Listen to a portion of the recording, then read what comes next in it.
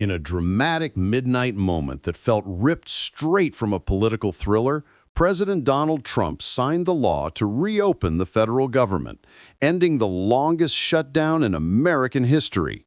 43 turbulent days that shook the country from coast to coast.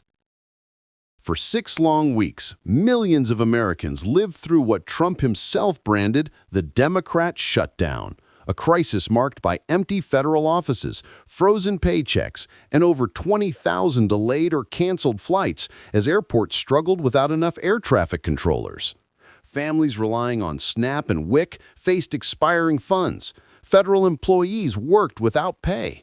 Others were abruptly sent home.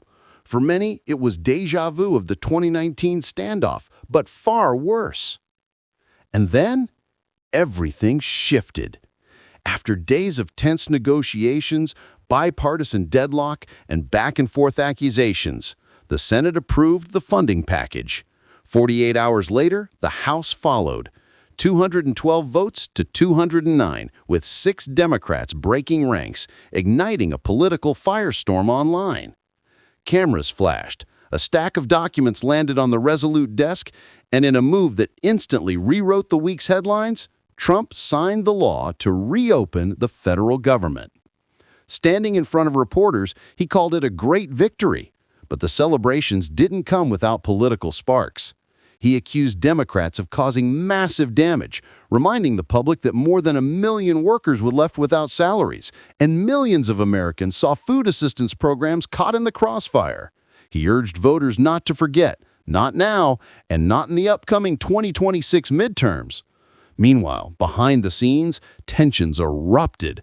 Several House Republicans protested a hidden Senate clause allowing GOP lawmakers to sue the federal government over phone records seized during the January 6th investigation.